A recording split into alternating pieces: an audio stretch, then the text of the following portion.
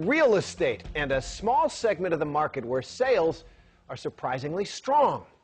You see, a growing number of Americans are preparing for the end of the world as we know it. Really, apocalypse, Armageddon, call it what you want, but they believe the end, some end, is near, and so they're preparing, buying bunker properties with high-tech amenities, 21st century fallout shelters to carry them through catastrophe. David Wright got a sneak peek.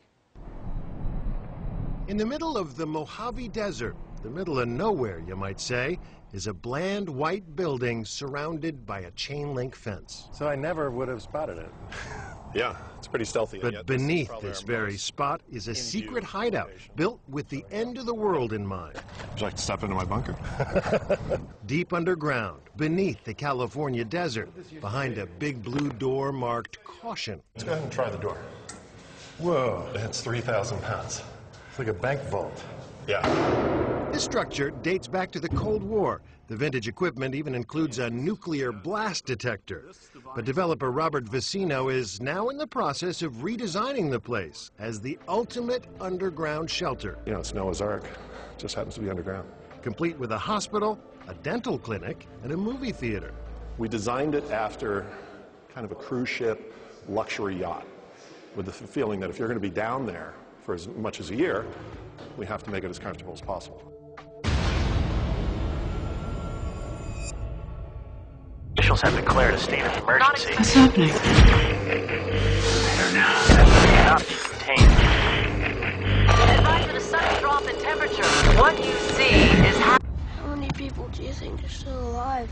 In the world? Not very many. Just like the man in that chilling story, for Kramer, too, this is a father-son project. I remember the fears that I had, you know. We didn't have a place to go under the desk. That was it. Duck and cover. That didn't seem like much protection against a nuclear blast. In those days, the threat was very specific. Duck and cover under the table. And made real to every school kid across the country. Duck and cover. Atta boy, Tony. You thought, okay, it's going to be the Russians. You knew who you were afraid of. Now, you don't know who to be afraid of.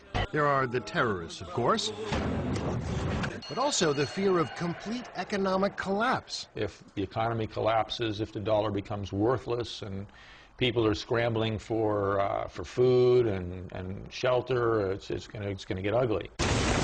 And environmental disasters, either natural or man-made. Plenty of people are watching world events and worrying. Some believe it all comes down to an ancient Mayan prophecy about 2012. I think possibly anarchy is the biggest fear that I have, because if anybody that you encounter during a period of total civil unrest, I think that there's a real chance that they may try to take whatever you have. There's going to be the haves against the have-nots. So when the going gets tough, you know, people can get ugly. That's why Kramer decided to buy space in the Terra Vivos survival bunker in the Mojave Desert, just 150 miles from L.A. Close enough to get to, remote enough to be relatively safe. And according to developer Robert Vicino, part of a survival network near every major city. We hope to have 20 facilities done by 2012. I see myself as the ultimate Boy Scout. You know, they said be prepared. Okay, well, You're very prepared. I'm very prepared.